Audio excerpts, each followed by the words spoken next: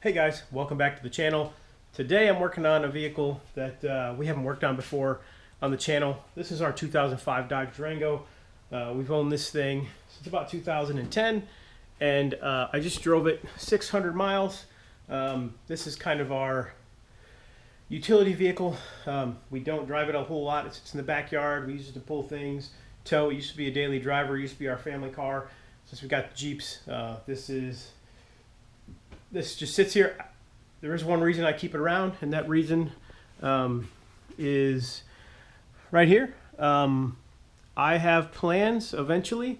I really would like to maybe buy something, an old Jeep Willys pickup or something like that. I think I've seen one online, somebody do it before. Cut the body off of this and put the body of that on top of here. First, we've got a few things that are wrong with it. Not what this video is about yet. Probably seen that in the description, but when I got this thing on the road, first, the AC was not great. When I was in Japan about 2 years ago, my oldest son had to replace the AC compressor with one I ordered on Amazon. We did it over the phone, actually. On FaceTime. He's actually put a fuel pump in this and a computer while I was gone as well. But I stopped to buy some refrigerant to charge it up, and the battery died. So this thing, like I said, we haven't driven it much in the last couple of years. Mostly sits in the backyard, but had to replace the battery. So stopped to replace the battery and then charge coolant, and that's when I noticed that, well, a little later on, I noticed that the brakes were grinding. You could just feel them grinding. So that was when I was at 300 and some miles, where I was at in Virginia, and then came back here to North Carolina 300 miles later, and now we're going to take the brakes apart and find out what's wrong. But the other thing is, what I'll also do, it's all about ever having enough money to do this, to taking the body off and rebodying it with something cool. This thing does burn oil, so it's burned oil since we bought it, and we bought it with like 60 or 70,000 miles. One of the things you can see around the breather where the blow by brings the oil back, and it gives the air cleaner a little bit of a bath. So that's cool, right? Yeah, probably not. If you're driving this a lot, here's the dipstick here, and yeah, this is where we should be. This is where we are. So I'm going to add a quart of oil first before I take these wheels off and check on the brakes and the grinding. And then for the air conditioner, the actual problem with the AC, I think we've got a heater core issue as well. So I think the evaporator core, yeah, in the dash has an issue, because you'll actually see and smell it a little bit, the Freon, slowly as you're driving. So it stays in there, but at a certain level, it's not the coldest AC. It's cold as it should be. It's a little warmer than it should be, but the problem with that is actually in the dash. So the entire dash needs to be taken apart. The heater core needs to be replaced. It doesn't really leak that much. You can smell it, so I think it's just seeping, but that's a problem that needs to be fixed in this. And then obviously an engine rebuild in this Hemi, it's almost at 210,000 miles. Yeah, I'll add oil, and then we'll show you what we're working with the brakes, pull the wheels off, and then we'll find out how bad the grinding is. All right, so the first thing I did here was I'm a steering alignment suspension guy, kind of. That was a big part of what I did when I worked professionally.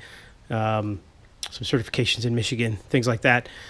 First thing I like to do was grab the wheel side to side. Now, if this was on a turntable rotating plate for an alignment wheel, I like to check the tie rods with it on the ground, with the suspension, the weight of the vehicle on the suspension. I think you get a better feel for the tie rods, but this is tight, and then I like to grab, I just put my hand right here on on the tread. Do that on both sides, and if there's no tread, you just get your hands on there and then pull it side to side, and then top to bottom, one hand pulling, one hand pushing. But this suspension's tight. Now I can see this groove here that's starting to form. See, I put these brakes and rotors on maybe 4 years ago. Like I said, it hasn't been driven that much, maybe 10 or 20,000 miles, and it does feel a little rough in the back. So we're gonna pull this off. The other side looks and feels good, but this side not so much. And I already did purchase some Bosch brake pads. Well, I like how it comes with it's all wrapped up in a shop rag, so I got an extra shop rag there. But hopefully I don't have to run to O'Reilly's and buy some front rotors because I wasn't planning on that. But we'll take this apart and then get in here and see what we got. All right, now that we're got the wheel off, get a little better look here. First, you can see, hopefully you can see the shiny metal fragments here. You know, this thing was grinding really, really good. I knew it had an issue. Well, look at that boot's a little bit. That boot's a little gone, but it's still good to go. So first we have, I don't know if you can see in there, but that pad is on the rotor, and then this rotor is, I don't know how good you can see there either. This rotor is just grooved.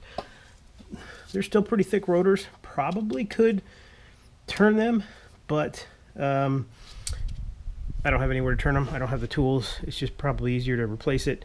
So let's get this guy off, have a look, make sure the brake pads are right, and then jump online and see what they cost at O'Reilly so I can swap them out. All right, I'll you know, this is pretty common. I'll just take these bolts off, pull the caliper out, and then so this is all standard 1/2 inch and 13/16. You do have to bend the I did have to bend the very gently, bent the hose, the metal part of the brake hose out of the way, so I'm going to get my 1/2 inch impact in here to pull this one out, and then I'll just use a socket and my battery powered ratchet, and then pull this guy off, pull off the bracket.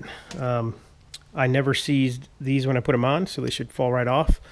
We'll take a look. And then the other side, I think these are in good shape, but I might as well put both on, even though the drilled and slotted ones are really nice. So yeah, I'm gonna take this off, and then we'll have a look once it's off. So here's what we're dealing with. There's a quick snapshot. First thing here inside of the calipers, there's this one. This piston it's cracked a little bit. I don't think that's a problem. Pretty sure it's like that before. These should push back just fine. We'll do that here in a second. If they push back just fine, calipers will be good. But look at that rotor. That's supposed to be nice and smooth. So this is a new brake pad. That's how thick it's supposed to be. This one is nothing. And then you know, that's what, 30%, 25% on the outer pad. Inside pad is clearly passed. So this is all the grinding I was hearing. Yeah, into the steel, and this rotor, it feels worse than it looks. It's just ground.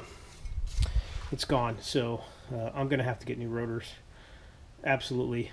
And then let's try pushing this back real quick, see if it what it does, and then I'll check the other side real quick.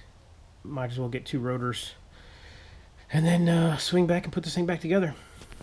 All right, so most people would probably break out the C-clamp some way, put the old brake pad here, put the C-clamp across the back and crank it down, but I've got something else. Bought these from the tool truck back in the day, Mac or Matco, I think, and this basically, back half of this is it's a caulking gun, and then the curved part there acts as the brake pad, and then this little tab right there, I've got one for single piston calipers as well. So it just catches on, and then you just, you know, yeah, you just squeeze it back like that. Let me put a little more force on this, and we'll see how we do. I moved around to the other side because that side's being a driver's side's being a total butthead. This side is obviously in better shape. If it wasn't so bad, you know, I would just throw pads back on it. Like this side I would, but the pads are much thicker over here. I do know that, I think I said you need to move this pipe to get to the brackets, to this bracket. You don't. Once you pull these two bolts off for the caliper and it's out of the way, you can get right to those. But one thing, even though they are 13/16, this 22 millimeter wobble really helps get up in there, knock it right off instead of worrying about it. If you've never seized behind these rotors, it's awesome. They'll fall right off. So let me get to this one, get it apart, see how well this one pushes back, because I'm thinking I might have a bad caliper over there. It is not pushing back. I thought I could have had a bad hose, because sometimes these hoses collapse inside and they'll act like a check valve. But once I crack the bleeder, it's still extremely hard to push it back. So I'll check it against this side, and then we'll see if maybe it had a bad rotor. Both of the sliders over there are in pretty good shape. One's a little tight, but it's still moving, so that shouldn't have been a problem. But the caliper itself could be what made that happen. So let me get this one apart, squeeze these back, and then see if I need to order some parts. Hopefully they're in town, because I got to drive back another 300 miles tomorrow. So the verdict is in. We have a bad caliper. As you can see, you know, this rotor is smooth. These brake pads are much thicker. The caliper, it's hard to see it there, slid right back. You know, it's a little tough with this, but it slid back even without pulling the bleeder. Now, you know, one thing I've been taught, and I hear it's bull, but it might not be bull, that pushing the calipers back and pushing old fluid back through the system is not necessarily recommended on an ABS vehicle, because you could be pushing back contaminants into the ABS system and causing problems. On this vehicle, it's so old, we don't drive it that much. I've given up on that. So I don't break the bleeders. I don't clamp the lines. So the fluid just goes out the bleeder. I just do it. So one thing I didn't check here was, see how smooth that. Oh yeah, these sliders are really nice. Really nice there. So those sliders are good. Like I said, one on the other side is a little bit stiffer, but the caliper itself is not sliding back. So I have rebuilt a caliper before. In Japan, you just couldn't get calipers for the vehicle I had. It was 2005 as well. It was a Toyota Ractus, and I ended up just pulling the calipers out and cleaning them up. I ended up having to get a junkyard one because it was so bad and pitted that it didn't completely fix the problem. But here it's I don't know. I could take it apart and see what's going on in there, clean them up, but that'll take a while. So let me get on the interwebs and see what what's available and what we can do with this. So yeah, I'll swing over to that side there, and I'll just show you this. That's even cracking the bleeder free and pushing back. These will not, they won't go back. So yeah, I'll show you this one is a little, that one's a little tough there. That was nice and free.